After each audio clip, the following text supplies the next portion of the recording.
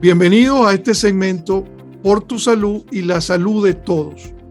Intentamos divulgar información que es de utilidad para sobrevivir y poder vivir de manera saludable durante esta pandemia.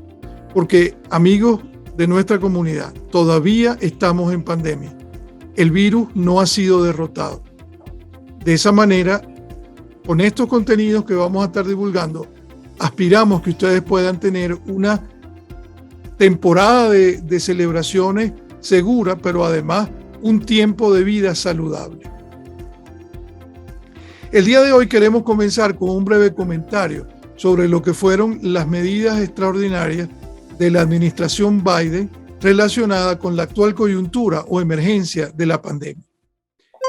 Se ha anunciado que en vista de la posibilidad ya real en algunos estados de colapso hospitalario debido a la cantidad de casos de coronavirus, el gobierno norteamericano va a hacer uso de personal extraordinario de las Fuerzas Armadas, de la Guardia Nacional y además personal médico para poder asistir en las labores de atención a los pacientes en muchas zonas del país. Eso nos da a entender que hay una situación muy grave y que puede llegar a profundizarse si no somos conscientes de lo que está pasando.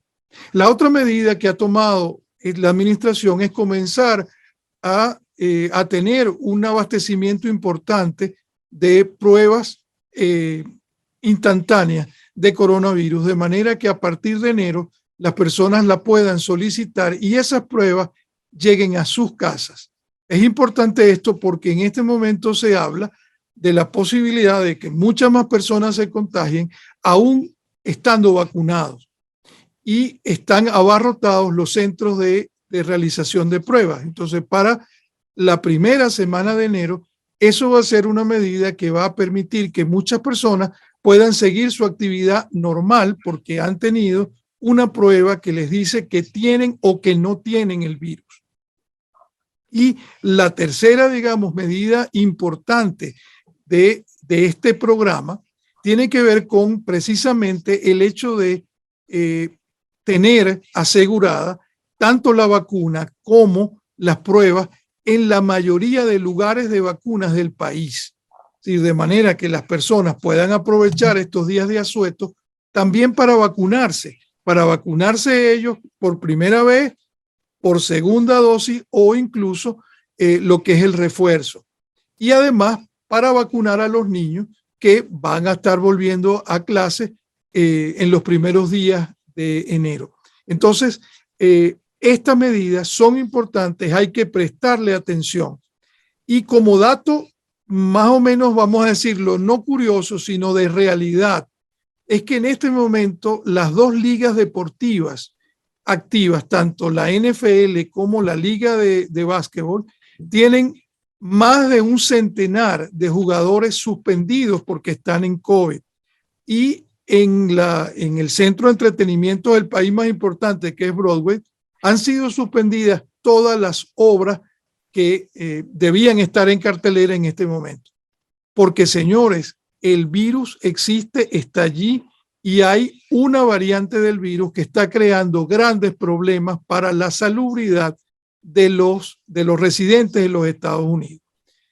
Dicho esto, vamos entonces a introducirlos en lo que es el tema del día de hoy, que tiene que ver con precisamente los riesgos de propagación de la variante Omicron. Y comienzo con una cita de la científico principal o la directora científica de la Organización Mundial de la Salud. Y ella acaba de decir que el Omicron es un virus que se traspasa por el aire, así como lo están oyendo. Ella habla de que hay que usar máscara, que hay que ventilar los lugares y hay que mantener la distancia, pero ha hecho una afirmación muy importante y es que el virus, en este caso la variante, se transmite por el aire. Y esto nos llevó entonces a la conclusión de que teníamos que conversar con el doctor José Luis Jiménez. El doctor Jiménez es un químico, tiene PhD, y además un postdoctorado, y se especializa en el campo de los aerosoles. El doctor Jiménez fue el año pasado por algunas personas dentro de la comunidad científica visto como un rebelde, porque él hablaba de algo que la comunidad no tenía, la comunidad científica no tenía, digamos, mucha intención en ese momento de aceptar o de admitir. Y a través de una publicación en la importante publicación de Lancet inglesa, se dio a conocer esta teoría, que en aquel momento era teoría, sobre la importancia de los aerosoles y que es la especialidad del doctor Jiménez. Y cuando hablamos de aerosoles, hablamos de pequeñas partículas que se quedan en el aire, así como se queda el humo, y que eso tiene vínculo con lo que es el coronavirus. Digo que el doctor Jiménez pasó de ser casi un renegado ahora a tener una teoría que ya la práctica ha indicado que es una realidad, y de ahí la importancia de la científico jefe de la Organización Mundial de la Salud, porque ese argumento del doctor Jiménez ha sido comprobado y ratificado el día de ayer por la investigadora principal de la Organización Mundial de la Salud. En pocas palabras, tenemos hoy con nosotros a una autoridad mundial en materia de aerosoles. Y los aerosoles es importante conocer cómo funcionan porque estamos frente a un virus que se transmite por el aire. Doctor Jiménez, bienvenido, agradecidos de que usted haya aceptado conversar con nosotros, y yo lo invito a que nos describa cuál es esa idea, en qué medida los aerosoles y ese conocimiento del aerosol, de los aerosoles, tiene relación con la propagación del coronavirus en general y de la variante Omicron en particular. Bueno, pues gracias por invitarme. Es fácil de explicar. Al principio de la pandemia nos dijeron que esta enfermedad se transmitía cuando alguien tosía y venían unos proyectiles, estas gotas que te pegaban en los ojos, en la nariz y en la boca, o con las superficies. Tocábamos algo contaminado y luego nos tocábamos los ojos o la nariz. Ahora se ha visto al cabo de un año con lo que usted ha descrito, con la investigación, que eso prácticamente no pasa y que la transmisión, como ha dicho hoy la científica jefa de la OMS, es al respirar, va por el aire, ¿no? Entonces, como se ve en estos dibujos, pues de las personas salen unos ciertos aerosoles respiratorios. ¿Qué es esto? Pelotitas de saliva o de fluido respiratorio, que es el líquido que nos moja los pulmones, y si uno está infectado contienen el virus y flotan en el aire como el humo del tabaco. Entonces, esto se acumula en interiores, ¿no?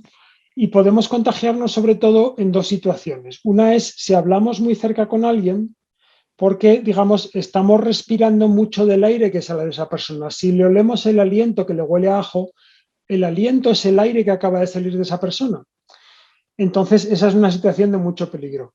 Y la otra situación es compartir el aire en una habitación, porque es esos virus que salen de la persona, la caja que es la habitación, las paredes y el techo, los atrapan. Y entonces se acumulan y estamos, por ejemplo, en una fiesta de Navidad o trabajando o haciendo diferentes cosas en la misma habitación y al respirar muchos virus nos contagiamos, ¿no? Entonces, una forma muy útil, en cuanto uno entiende esto, pues uno entiende fácilmente que una cosa muy segura, y de hecho la más segura, es hacer cosas al aire libre. Otra cosa muy útil es ventilar. Abrimos las ventanas y entonces ese aire que tiene el virus se puede ir afuera. Doctor, habría dos cosas que son importantes. La primera, ¿no?, es que si eso está rondando en el aire, ¿cuánto tiempo esas pequeñas partículas pueden permanecer allí? Y que, digamos, siendo yo el abogado del diablo, y le digo, bueno, pero es que eso se va.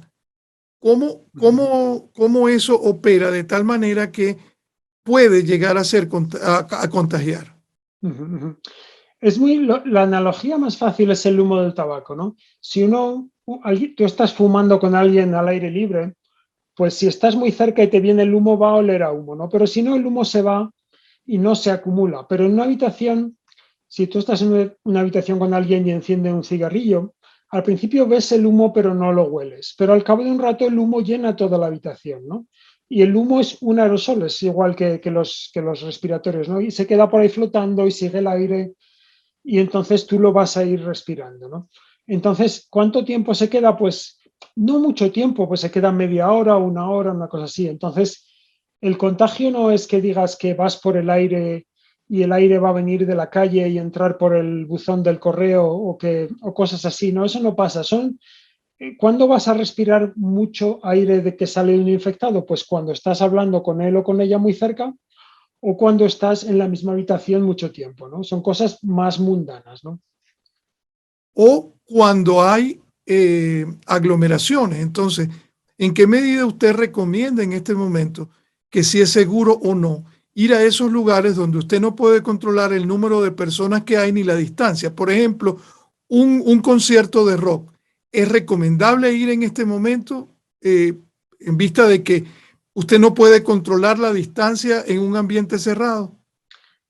Eh, Ahora mismo es un muy mal momento para ir a interiores con otras personas, porque la variante Omicron, que es la nueva variante del virus, está creciendo de una manera, está creciendo vertical, muy rápido. Pensamos que es el virus más contagioso de la historia en cuanto a la velocidad a la que se contagia, ¿no? Entonces, yo diría, ahora mismo no se debería ir a interiores salvo que sea realmente necesario. Y si hay que ir a interiores, ir con una muy buena mascarilla puesta, ¿no? Ahora, casualmente, ahora que usted habla de mascarillas, ahí tenemos una pregunta de María González, de la organización Adelante Community Development, que de alguna manera están vinculadas con este espacio, y ella precisamente le pregunta sobre las máscaras. Doctor Jiménez, muchas gracias por seguir informándonos sobre este tema tan importante. Este año, al principio del año, tuvimos una entrevista sobre los aerosoles y cómo en realidad el impacto a esta nueva cepa. Y pues quisiéramos saber que nos diga nuevamente si el cubrebocas sigue siendo necesario y por qué sigue siendo tan necesario a pesar de que las personas ya estén vacunadas, primera, segunda o hasta el refuerzo también. Entonces, considero que sigue siendo muy importante que la gente sepa cuáles son estas medidas preventivas y cómo podemos entre todos cuidarnos y protegernos y que nos diga toda esta información que usted tiene a la mano. Muchísimas gracias. Sí, pues muy buena pregunta.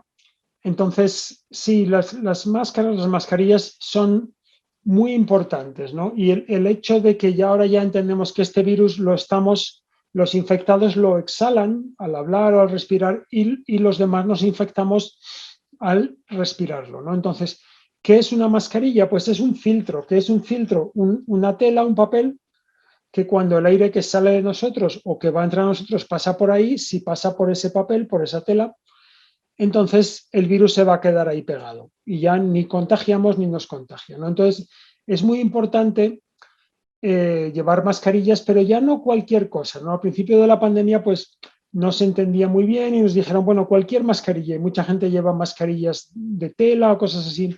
Esto no sirve bien cuando está el virus ahora, ¿no? Entonces, lo mínimo yo diría es una mascarilla como esta, ¿no? Que es una KN95, y entonces uno se la pone y entonces es muy importante que esté bien ajustada, ¿no? Si yo me dejo un hueco por aquí, un hueco grande, y no me ajusto el hierro, se me van a empañar las gafas porque salen de aquí el aire le cuesta menos trabajo pasar por los agujeros, que pasar por la tela, ¿no? Entonces, es muy importante ajustarse bien las máscaras o de las máscaras que tienes, que te ajuste muy bien a la tela y que sea de una calidad suficiente, ¿no? Por ejemplo, están estas como las KN95 o estas son las N95 de toda la vida. Yo llevo una se llama una mascarilla elastomérica, que es básicamente una tela N95, pero que está montada en un plástico y sella un poco mejor a la cara, ¿no? Ya hay diferentes maneras. Este tipo de mascarillas que se ven mucho, que las quirúrgicas, digamos, tienen el problema de que no sellan, que siempre te dejan huecos, ¿no?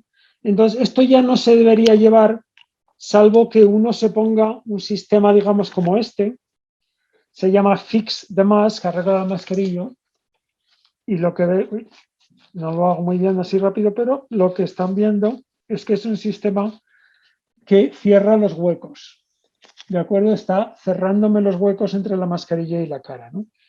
Entonces, eso hace las mascarillas quirúrgicas más seguras, pero si no, no son recomendables y las de tela no son recomendables. Doctor, fíjese, tenemos aquí otra pregunta que tiene que ver con estas fiestas decembrinas. Es decir, es inevitable que haya reuniones familiares y que gran parte de esas reuniones sean en lugares cerrados. Entonces nos pide Patricia Galeto del Latino Research and Policy Center que le preguntemos qué significa tener una buena ventilación en un espacio cerrado con varias personas.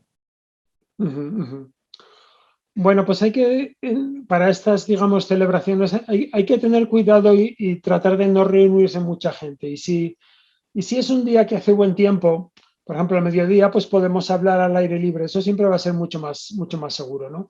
Cuando vayamos a interiores, pues hay que ventilar, ¿no? Ventilar quiere decir que el aire que está dentro sale afuera, ¿no?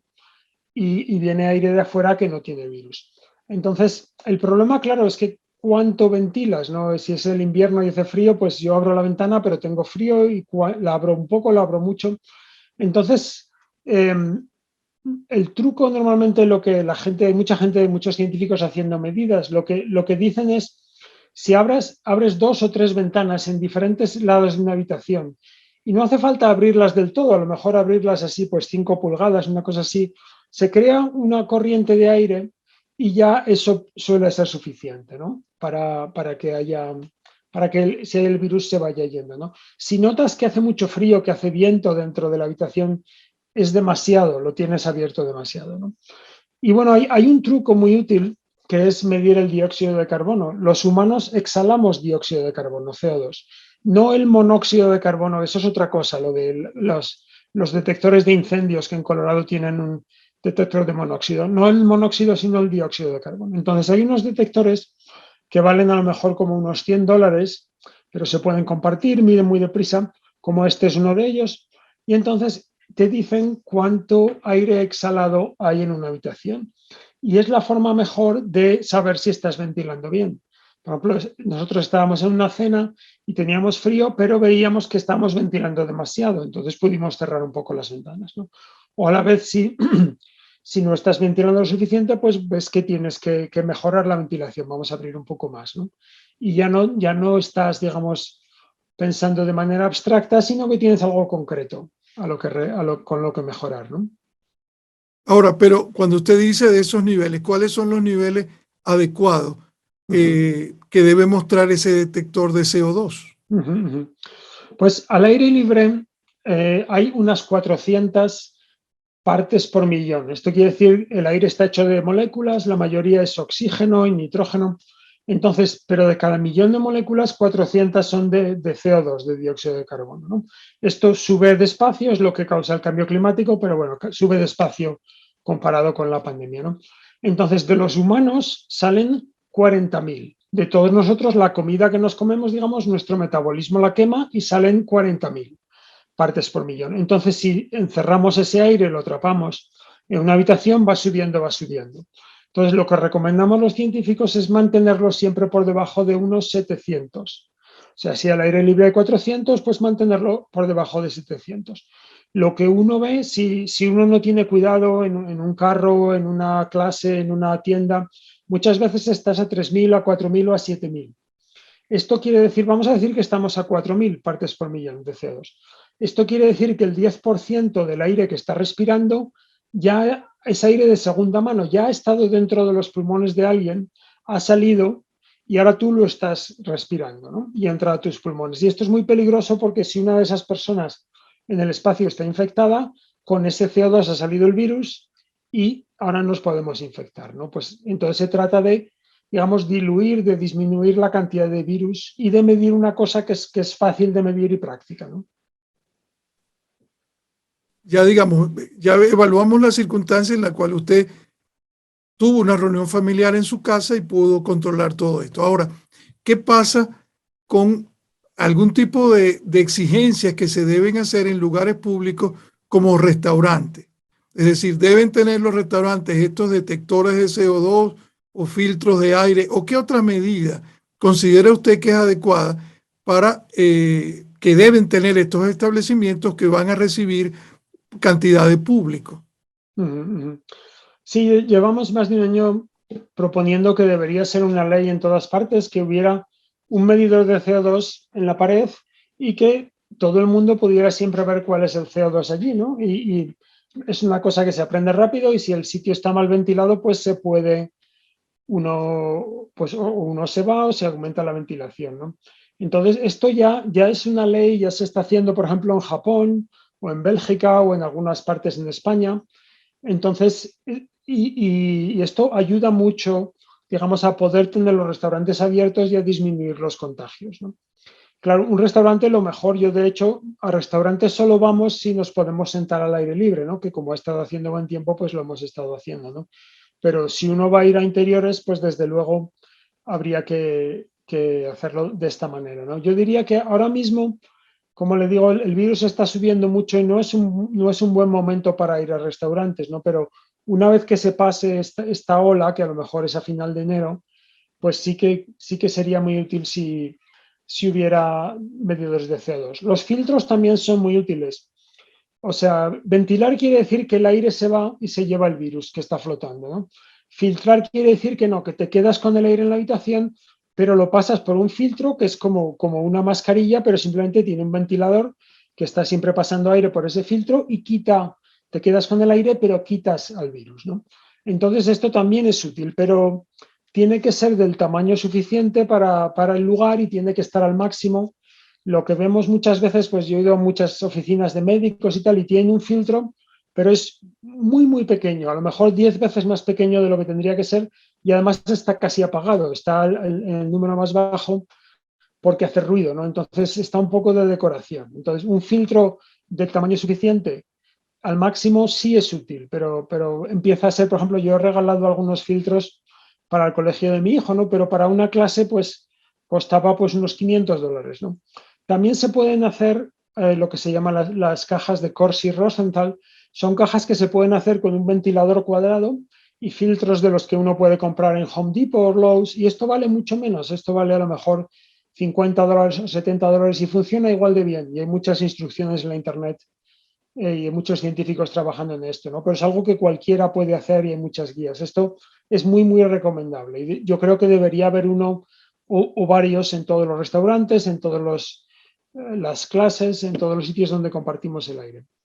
Ahora, un poco reitérenos la idea, porque si hay algunas personas que dicen, bueno, yo quiero ir al restaurante, ¿cuáles son esas tres cosas básicas que usted le recomienda a las personas que decidan, digamos, voluntariamente y con su riesgo, ir a un restaurante para evitar el contagiarse? Bueno, yo diría, la primera cosa es sentarse al aire libre, buscar un restaurante que uno se puede sentar al aire libre a la comida, ¿no? Si es, aunque uno tenga que llevar un abrigo o dos abrigos, si es un día que no hace mal tiempo, eso es lo mejor. Si uno va a ir a interiores, pues tratar de ir a un restaurante que sea grande y que no esté muy lleno y que esté bien ventilado, ¿no? O sea, un restaurante pequeño, apretado, tal, eso es lo más peligroso, ¿no? Un restaurante grande con poca gente, pues ya es menos peligroso, ¿no? Y yo diría, pues, llevar un detector de CO2 de estos que son portátiles y si ves que entras y ves en un minuto, sabes si el CO2 está muy alto, ¿no? Y si está muy alto, ese sitio está mal ventilado, vamos a otro restaurante, ¿no? Y luego también pues llevar la mascarilla puesta en todo momento, salvo cuando estás comiendo, ¿no? O sea, porque no hay, a veces estás hablando en la mesa, esperando que traigan la comida. La gente muchas veces se quita la mascarilla, pero no hay razón. Se puede seguir con la mascarilla puesta para disminuir el riesgo mientras estamos en el restaurante. Doctor, ya un poco entrando en la fase final, ya quiero moverme a lo personal. ¿Cómo se sintió usted una vez que leyó esa declaración de la científico jefe de la Organización Mundial de la Salud, en vista de que mucha gente debatió ese argumento suyo el año pasado y ahora se dice que la nueva variante es transmisible por el aire? Sí, bueno, esto es, no soy solo yo, somos cientos de científicos que hemos estado trabajando. Yo soy uno que habla español y vive en Colorado, pero somos muchos, ¿no? Y ha sido una cosa gradual. En el año pasado, al empezar la pandemia, la Organización Mundial de la Salud y la CDC decían que no, que esto no va por el aire, que estaban completamente seguros. y que decir que iba por el aire era desinformación. Estaban así de seguros, ¿no? Entonces, poco a poco hemos ido investigando, hemos ido escribiendo artículos y haciendo muchos experimentos. Y ya pues en noviembre ya empezó a decir la OMS, bueno, hay que ventilar, ventilar es importante. No decían por qué, pero ventilar solo es importante si algo va por el aire, ¿no? Y ya en abril de este año ya dijeron que sí, pero lo dijeron, digamos, solo en una página web que solo leemos los científicos, ¿no? Entonces la gente no se ha enterado, ¿no? Hoy ha sido la primera vez que lo han dicho, digamos, en Twitter, que ya es una cosa que lee más gente, que leen los periodistas. Entonces, la verdad que es que ha sido muy cansado pues tener que seguir insistiendo para que lo expliquen, ¿no? Porque una vez que lo entiendes, que lo que no quieres es respirar el aire que sale de los demás, no es tan difícil. Dices, pues yo voy al aire libre, mantengo distancia, la mascarilla y tal, y te das cuenta que lavarte las manos como loco no sirve para mucho y que desinfectar superficies no sirve para nada, ¿no? Y el plexiglas tampoco sirve, ¿no? Y entonces el problema, pues se ha muerto mucha gente y se han malgastado muchos miles de millones de dólares haciendo cosas que no servían porque no lo han explicado bien. Pero bueno, estamos donde estamos y pues vamos a salvar la vida y la salud de los que todavía estamos por aquí, ¿no? Usted es nacido en Zaragoza y casualmente hemos visto que hay también una situación de emergencia en España. Y precisamente para los amantes del fútbol, y seguramente usted como español lo es, hay también una gran cantidad de jugadores contagiados en el Real Madrid. Ahora, para dejar al público con lo esencial de su llamado y de su argumento, es esa implicación de tener un virus que se transmite por el aire. ¿Qué le deja a usted de reflexión a quienes nos están viendo? ¿Por qué ese conocimiento es importante y necesario tenerlo en este momento para entender los riesgos que tiene este virus? Lo necesitamos saber para poder protegernos y poder proteger a nuestra familia, ¿no? A veces hay gente joven que dice, bueno, a mí me da igual si me contagio, ¿no? Pero luego igual contagian a su madre, a su abuela y esas personas se pueden morir, ¿no? Entonces es, digamos, para protegernos nosotros y para proteger a los que nos rodean. Y entonces, una vez, pues igual que cuando hace 150 años todo el mundo aceptaba que había epidemias de cólera, no se sabía por qué, y la gente se moría de cólera, pues se murió, ¿no? Y luego entendimos que el cólera era una enfermedad que se transmitía por el agua contaminada y se invirtió un gran esfuerzo en descontaminar el agua, ¿no? Y ahora, pues en Colorado nadie bebe el agua del grifo y se infecta de cólera, ¿no? Porque sabemos cómo se transmite, ¿no? O, por ejemplo, la malaria, ¿no? O el virus del West Nile, que se transmiten por los mosquitos, ¿no? Pues entonces sabemos que tenemos que tener cuidado que no nos piquen los mosquitos, ponernos repelente de mosquitos, y las ciudades pues a veces ponen antimosquitos cuando hay muchos, cosas así, ¿no? Entonces, si la enfermedad se transmite por la comida, pues entonces, como hacen muchas veces el gobierno federal dice, bueno, hay unas lechugas contaminadas, entonces vamos a hacer un recall y todas estas lechugas que no se vendan, por favor, porque están contaminadas. Y así evitamos que mucha gente se ponga enferma, ¿no? Pues es lo mismo entender que se transmite por el aire, es decir, lo estamos respirando. Entonces, una vez que sabes cómo se transmite, ya entiendes cómo te puedes proteger. Lo que yo no quiero es respirar el aire de los demás sin filtrar, ¿no? Entonces, si voy a estar en un sitio donde voy a respirar el aire de los demás, pues con una buena mascarilla bien ajustada. Si quiero respirar menos, lo mejor es al aire libre, ¿no? En momentos con muchos casos, pues a lo mejor es mejor esperar y no pasar tiempo en interiores, ¿no? O si hay que ir a interiores porque sí o sí, pues entonces abrir las ventanas para que el virus, si está, pues vaya saliendo, ¿no? Doctor, muchísimas gracias por compartir toda esta información que es de gran utilidad en un momento en el cual seguimos en pandemia y hay alto riesgo de tener lo que es una emergencia hospitalaria en los Estados Unidos y en Colorado igualmente. Y como les decíamos al inicio, esto es un esfuerzo por tu salud y por la salud de todos.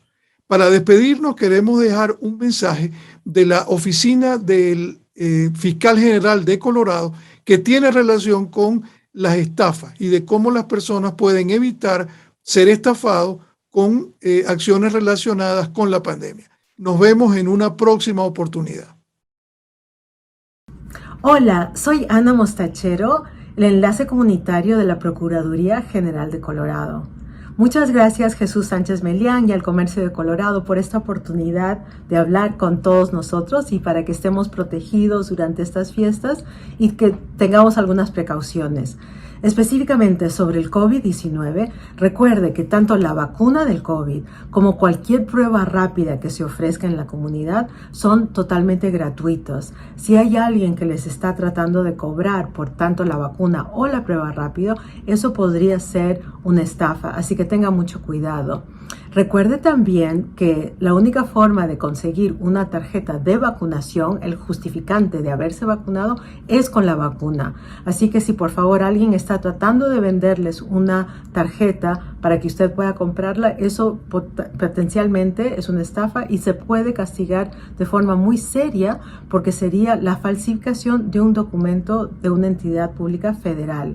Así que tiene consecuencias muy serias. Por cualquier duda y para disfrutar las fiestas de forma segura, no deje de visitar nuestra página web, que es nomasfraudecolorado.gov. Así que nomasfraudecolorado.gov. Ahí hay muchos módulos de información, muchas publicaciones que pueden acceder de forma totalmente gratuita. También recordarles que nuestro teléfono es el 1-800-222-4444. Así que 1-800-222-4444 y el anexo 9 pueden dejar un mensaje en español y decirnos su caso o cualquier duda que pueda tener. Así que otra vez les deseo unas muy felices fiestas. Gracias Jesús, gracias al Comercio de Colorado por siempre mantenernos informados a todos.